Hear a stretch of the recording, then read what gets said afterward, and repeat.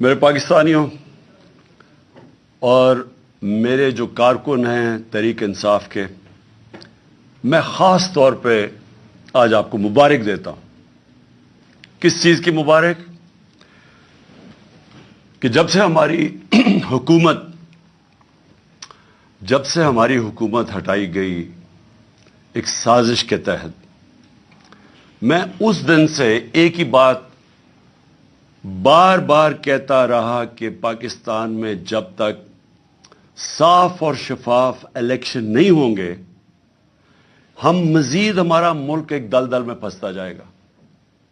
اس سے پہلے بھی جب سازش ہو رہی تھی ہماری گورنمنٹ گرانے کی، تو اس وقت جو آرمی چیف تھے اس کو میں نے سمجھایا کہ جب بھی آپ نے سیاسی استحکام ختم کیا، ایک گورنمنٹ گرا کے جب پولیٹیکل انسٹیبلٹی، جیسی گورنمنٹ گرے گی اسٹیبلٹی آئے گی، میں تب کہا کہ آپ کوئی بھی، اور خاص طور پہ یہ لوگ جن کو میں 30 سال سے جانتا ہوں، معیشت کو نہیں سنبھال سکیں گے۔ اور شوکت ترین کو بھی بھیجا سمجھانے کی کوشش کی کہ کدھر پاکستان کھڑا ہے، دنیا کا کیا ماحول ہے۔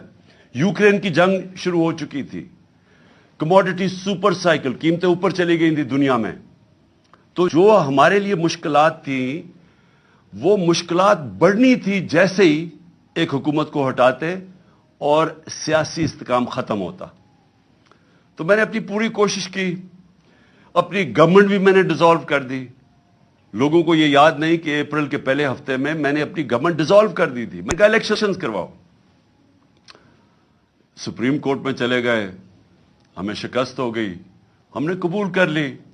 ہم ان کی طرح روتے نہیں ہیں، جب سپریم کورٹ کا فیصلہ ہوا ہم نے قبول کر لیا، ہماری گورنمنٹ چلی گئی۔ اس کے بعد میں بار بار یہ کہتا رہا کہ جب تک آپ اس ملک میں الیکشن نہیں کروائیں گے، سیاسی طور پہ ملک سٹیبل نہیں ہوگا، اور اگر سیاسی طور پہ سٹیبل نہیں ہوگا تو معاشی بھی استحکام نہیں آئے گا۔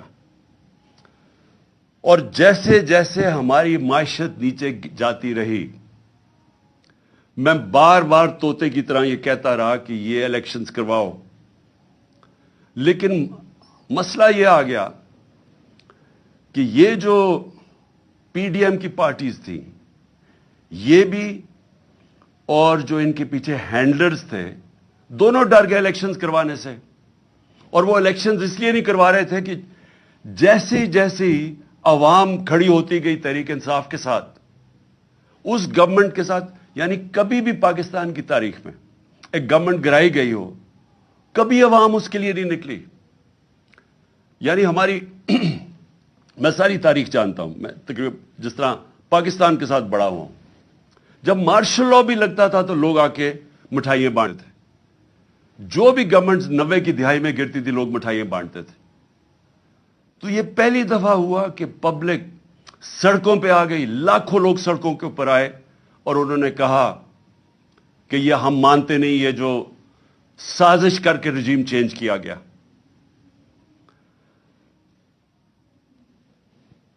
بدقسمتی سے بجائے میری بات سننے کے لیے، کیونکہ میں تو وہ کہہ رہا تھا جو پاکستان کی بہتری تھی،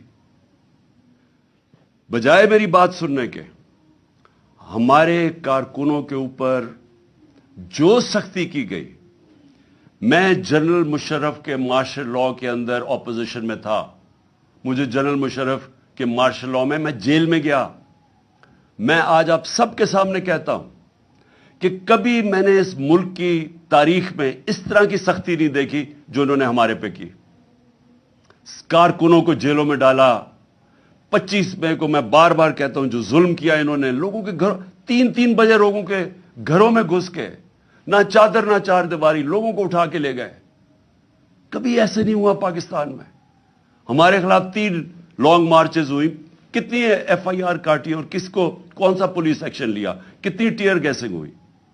لیکن 25 مئی کو جو انہوں نے ہمارے سے کیا، اور اس کے بعد مسلسل کرتے رہے، ایف آئی آرز کے اوپر ایف آئی آرز کاٹتے گئے میرے کارکنوں پہ، لوگوں کو جیلوں میں ڈالا، پھر وہ نکلے، پھر कचहरियों में चक्कर लगाए, हरासा किया गया।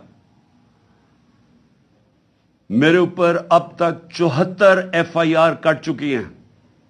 कितनी दफा मैं कचहरियों में फिरा हुआ हूं और बेलें करवाता फिरा हूं, सिर्फ और सिर्फ हमें दबाने के लिए कि हम शायद डर जाएंगे, हम घबरा जाएंगे, हम दिल बर्दाश्ता हो जाएंगे।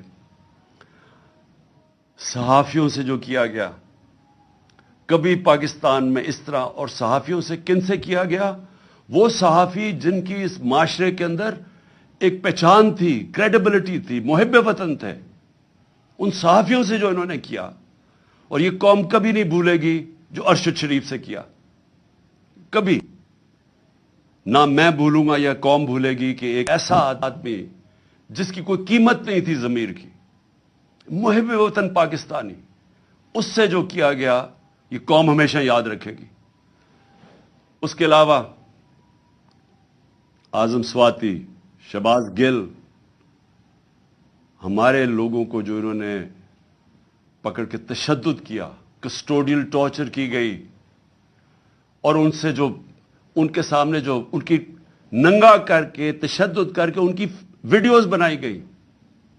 आजम स्वाति की वीडियो हमारे MP को दिखाई गई, जिसको कह रहे थे कि नून लीग में चले जाओ, इमरान खान पे कांटा मार दिया है, उसको उसका तशद्दुद करते हुए आजम स्वाति की वीडियो दिखाई गई। फिर जो नीचे गिरे हैं ये लोग, जो गंदी वीडियोस, जो ऑडियो लीक्स, जो आजम स्वाति के घर उनकी बीवी को और बेटी को जो वीडियो, गंदी वीडियो भेजी गई, कभी इस मुल्क में ऐसा नहीं हुआ। और फिर सलमान फारूकी, उसको पकड़ के नंगा करके उसको मारा गया, उसको धमकाया गया। सोशल मीडिया के बच्चों से, चूंकि 17-18 साल के बच्चों को पकड़ के उन्होंने उठा के ले गया, उनको मार धाड़ के, डरा धमका के घर वापस भेजा गया। ऐसे कभी नहीं हुआ पाकिस्तान में।